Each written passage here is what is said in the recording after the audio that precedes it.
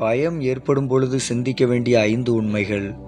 முதலாவது, எப்பொழுதெல்லாம் பயம் ஏற்படுகிறதோ அப்பொழுதெல்லாம் இதுவும் கடந்து போகும் என்பதை சிந்தனை செய்யுங்கள். எதுவும் நிலையானது அல்ல. எந்த நேரத்திலும் உங்கள் வாழ்க்கை மாறலாம். இரண்டாவது, மரணத்தை கண்டு பயப்பட வேண்டாம். அவை வரும்போது நீங்கள் இருப்பதில்லை. மூன்றாவது, ஒரு குறிப்பிட்ட மனிதரை கண்டு அவர்கள் இல்லை என்றால் நான் எப்படி வாழ்வேன் என்று பயப்படாதிருங்கள்.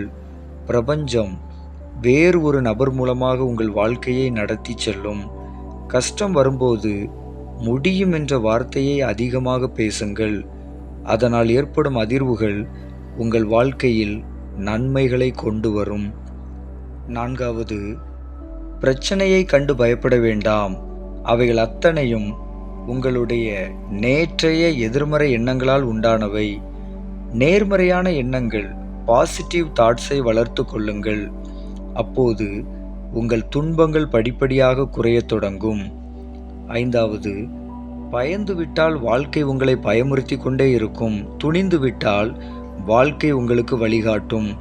துணிச்சலோடு இருங்கள். யாருக்கும் தீமை செய்யாமல் நடந்து கொள்ளுங்கள்.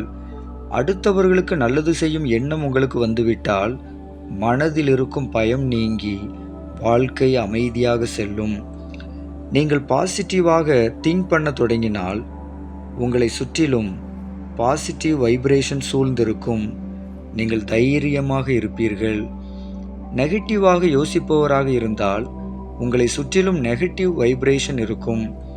அவைகள் உங்கள் அருகில் இருப்பவர்களையும் பயமுறுத்த தொடங்கும். எது நடந்தாலும் உங்கள் எண்ணம் மற்றும் பேசும் சொற்களை பாசிட்டிவாக வைத்துக் கொள்ளுங்கள். பாசிட்டிவான எண்ணங்கள் மட்டும்தான் உங்களை பயத்திலிருந்து விடுவிக்கும்.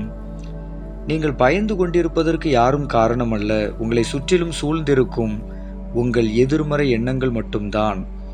அன்பர்களே, ஏன் பயப்படுகிறீர்கள்?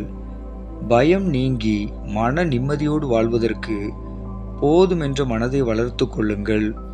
நேர்மறையான எண்ணங்கள், பாசிட்டிவ் தாட்ஸை உங்கள் ஆழ்மனதில் பதிவு செய்யுங்கள்.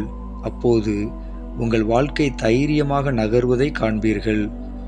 எதிர்மறையான எண்ணங்கள் தான் உங்களை பயமுறுத்தி கொண்டே இருக்கிறது. அதற்கு நீங்கள் ஒருவர்தான் காரணம். இவற்றை தாழ்மையோடு ஏற்றுக்கொள்ளுங்கள். நீங்கள் பாசிட்டிவாக சிந்திக்க தொடங்கும் அந்த நாள்தான் உங்கள் தைரியத்தின் முதல் நாள் என்பதை நினைவில் கொள்ளுங்கள். நன்றி அன்பர்களே. அமைதியாக உறங்குங்கள்.